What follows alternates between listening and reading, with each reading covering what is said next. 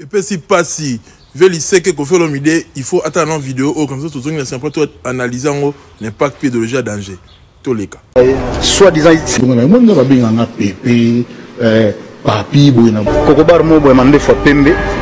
azolo ban écran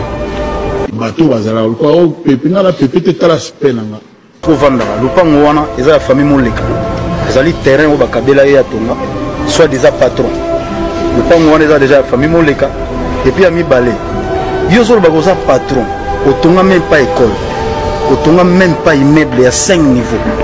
azana ngote aza même pas na lupango ndenga azana carré leki $100,000 ezati boyoso se prétendre ce que za patron ba kiti na yo ya ndako ya bato misala na yo boza patron ba nani ozana immeuble ya 5 niveaux za na ngote osala mo studio moko boye bana bato ba kit donc bato balinga kokota na studio na te parce que otonga mo bikok moko boye otobola madusu pona okengela bato so bato ba na hotel donc bato ba ya rate atio na défi lakisa biso immeuble otonga lakisa biso hôpital otonga lakisa biso école bana bazotanga ke patron na lela matolo bino na so koloba boye matolo bato abraza pardo babenga binote yo za patron ndenge nozo benga et puis Adolphe Tilamu na za âge moko na yoti Adolphe Tilamu na za âge moko na yote Adolphe Tilamu na zali aza jeune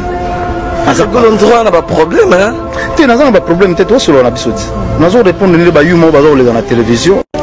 kokobar mo boye mande fois Koffi Olomide l'île d'Anzombo omoni mutu o apesa kombo ya koko omoni mutu abenga koko il a ferré tant que vous avez un acharnement contre Fally ou s'acharnement contre Fally mais Fally n'a encore respecté en public mutu a encore respecté à ferré tant que vous avez la biso makambuke non babenga nga koko nga la koko te et loko na biso mibali ezana lora moi na 17 ans mutu mananga basalango test eza bien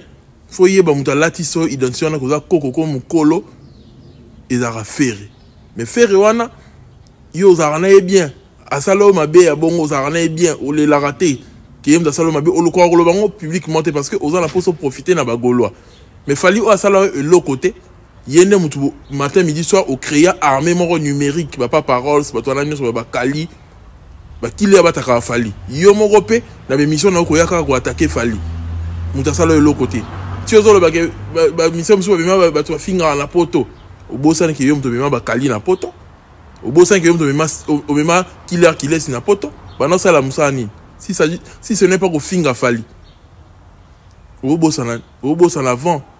au beau sang avant et puis ba to ba attribuer le ko na ke muta finga Koffi Olomide quand il a Fally non il a Jordan Kousa l'émission no litam Fally a yana ba bonne valeur apprenant ba bonne valeur oyo yana ngote pour preuve ba toutes nos questions et là on y yo légué na jeunesse ba valeur ni légué na jeunesse oza na ngote ote ko so ba mi tuka ba mi se ba le côté luxe wana ezala raté son non bon côté éducation yo yena ni yo beta ba danseuse ba kango pour l'agression au séquestra bato fallait y a ce qu'on a ba bonne valeur donc fallait le ratiki il a respect au long de l'orchestre ko finga patron na ote ko za la fidèle na baninga no bazala mango bandakala donc fallait tiker biso ba valeur yo tiker biso ba valeur te donc côté wana benako fallait l'équio fallait l'équio banda les loti lobby côté ba valeur humaine à l'équio pour lango et puis faut y barango que yo na carrière no mubimba au sala au fallait sala te que na stade moko boye o yembisi batunze mulora amore na en pleine canne yango to lobage fallait la plus superstar que yo parce que surtout le bito calculer bato ta la canne on a plus de 2 milliards yo na au sala au kenan événement moko te que 2 milliards de personnes batalion Fally wana ka banoli kana TV5 deux séries TV5 est la 205 pays dans le monde yo na oso visibilité à bongo te Fally wana kaka ana label ou Warner Fally wana dans disque d'or yo atobeti hippodrome là yo pour zonge la connaître que yo aussi ici musique à Congo obeta hippodrome et l'équipe ba salle nyonso ba lieu nyonso pour yo benga ngo lieu mais oza na disque d'or te au moins que oza na disque d'or te on appelle la banzembu te lora amour que gros bini c'est gros ningis Afrique yo so robeta qui na place à Fally na Cannes on a beta ba générique ba loi